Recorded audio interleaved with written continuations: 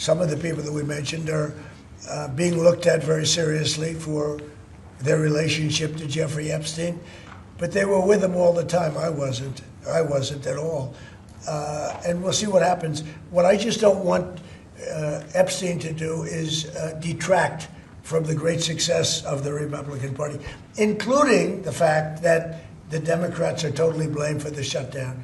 You know, they cost our country hundreds of billions of dollars with that, at a lot of inconvenience. So I'm for any. I don't. They can do whatever they want. We'll give them everything. Sure, I would. Let the Senate look at it. Let anybody look at it. But don't talk about it too much, because honestly, I don't want to take it away from us. It's really a Democrat problem. The Democrats were Epstein's friends, all of them. And it's a hoax. The whole thing is a hoax. And I don't want to take it away from really the greatness of what the Republican Party has accomplished over the last period of time. Some breaking news here. When asked if he would sign the bill compelling the release of the Epstein files, Donald Trump said, quote, "Sure I would." There had been some concern after Trump made a big show last night of saying, quote, "As I said on Friday night aboard Air Force One to the fake news media, House Republicans should vote to release the Epstein files because we have nothing to hide." That was Donald Trump's way of maybe allowing it to pass the House, where its passage was inevitable, but that it would be stalled in the Senate, or at the very least, would never get signed into law by Trump himself. But now that Trump has said publicly that he would sign it, it makes it that much more difficult to crawl away from that position. Granted, am I so naive to think that Donald Trump will just willfully give in after all this fight? No. But if the guy is going to go on record saying that he's got nothing to hide and then tries to hide it anyway, all that does is make him look even more suspicious and more guilty than he already does. And by the way, I should note that he did not say that Republicans should release the Epstein files when he was aboard Air Force One. What happened is that Donald Trump realized that House Republicans were defecting from him one by one, with Thomas Massie and Ro Khanna even announcing that he expects anywhere from 30 to 50 Republicans to ultimately sign on to the effort to release the files. So how many Republicans do you think are going to vote for this next week when Speaker Johnson brings it to a vote? I think there's going to be a deluge of Republicans. The longer this goes on, the more support we gain.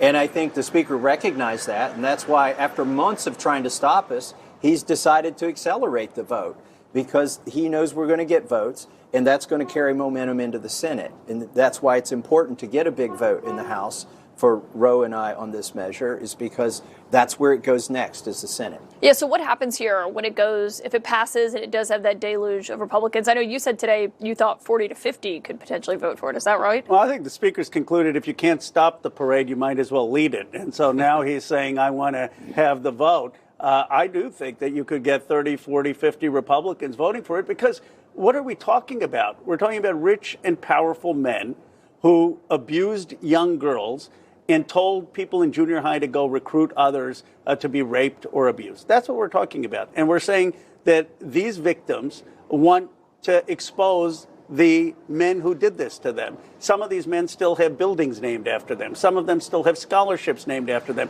Enough. And so I think when it's actually a vote on the House floor, do you want these files released?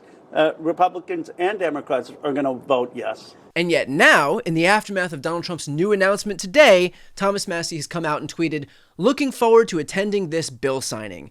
And in fact, now that Trump's made this announcement, now all the supplicants are free to pretend that they're taking a virtuous stand. Troy Nehls, who is the Republican representing the inside of Trump's colon, had just taken to Twitter 3 days ago, writing, "I'll be voting no on the Epstein hoax. The Democrats are using the Epstein hoax to distract us from the winning of President Trump and his administration. My message to Republican colleagues, don't let this noise keep us from delivering on the mandate that the American people gave us. President Trump, I stand by you in the fight to save America. I'm not going to let this hoax manufactured by Democrats slow us down." Very brave. I'm sure Jeffrey Epstein is looking up from his hellfire-shrouded existence and nodding along with affection, Troy Nehls. But now that Daddy Trump has given Troy permission not to protect pedophiles, he struck a much, much different tone, as the New York Times reports that Nehls will indeed vote to release the files that just 3 days ago he swore he would never do. How about that? All it takes is some self-reflection, some courage, integrity, and permission from the God King, and suddenly it really is possible to do the right thing. But I have to note too, all of this is a big dog and pony show, because if Donald Trump wants the files released, as he says he does, then he can just release them himself. The whole reason that this process in Congress is playing out is expressly because Trump himself is serving as an obstacle to releasing the files that are in his administration's possession right now.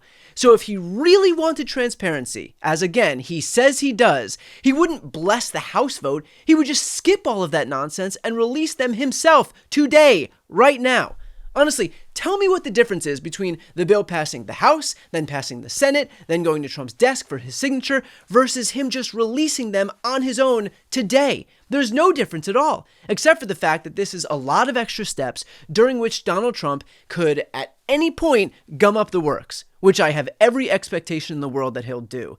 Again, if he wanted them released quickly, expeditiously, without any delay, he would just do it, which is all the proof you need that he doesn't actually want them to see the light of day. And finally, one more point here. Trump seems insistent that he wants to get back to his affordability agenda. So let's talk about what that agenda actually entails. Because remember, Trump campaigned on lowering the cost of housing, of rent, of groceries, of eggs. And what did he do once he had power? He engaged in a trade war that raised the cost of everything. He cut Medicaid from 17 million Americans, cut food assistance to the tune of $186 billion, ended subsidies for the Affordable Care Act that will result in healthcare premiums for 24 million Americans becoming 2, 3, 4, 5 times more expensive next year.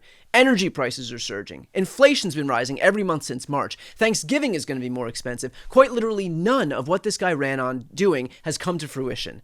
And the truth is that affordability is simply not a focus for Trump. It was on the campaign trail when he needed something from the voters, namely their support, but now that he's got power, he doesn't care about them. Now Trump's focus is on himself, on building a $350 million ballroom, renovating the Lincoln bathroom in marble, paving over the Rose Garden, encrusting the Oval Office in gold, retrofitting a Qatari jet to the tune of $1 billion paid for by us, on buying Kristi Noem a couple of Gulfstream jets for $172 million, hosting crypto dinners where Trump casually doubles his net worth, hosting Gatsby-themed parties at his exclusive club. Trump pretended to be a populist because he needed something from you. But now that he's got power, he is focused on his actual priority, which is himself. And that's a point that I made on Piers Morgan's show today. I mean, look, the fact that she's resonating so much is a testament to the fact that there is a recognition in Trump's base, or on the right more broadly, that, you know, all of the things that Trump promised are not coming to fruition. This guy ran for office as some populist champion. He promised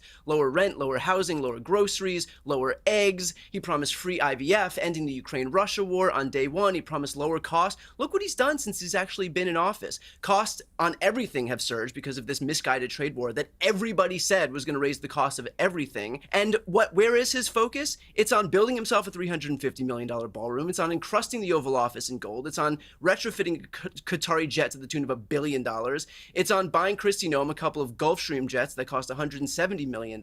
It's on hosting great Gatsby parties. It's so obvious where this guy's priorities are. Again, he ran by dangling these carrots in front of poor people in America. And once he actually gets power, the optics, the gold, the opulence that he surrounds himself in puts on full display that this guy does not give a flying fuck about the people that he pandered to on the campaign trail, and his priority is solely himself. And so clearly there's going to be anger in the MAGA base. Clearly there's going to be anger among Republicans more broadly, because it could not be more obvious that this guy doesn't give a shit about that. The reality is that Donald Trump is clearly flailing, and that's because he's having a lot of trouble keeping up with the lies, and everyone is beginning to catch on, including Republicans. The lies about affordability are falling flat, just like the lies about Epstein are falling flat, and people are very quickly catching on to what a con this has all been. And these desperate attempts to salvage his reputation are only proving how weak Donald Trump has actually become.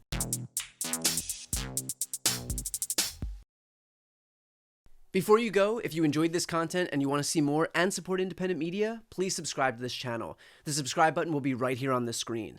But second, the reality is that we are now in a political environment where this administration can lean on any of the social media platforms to suppress certain voices if they don't like critical coverage. That means my longevity here is in the hands of a few tech billionaires who are already making it clear that they are willing to cater to this administration.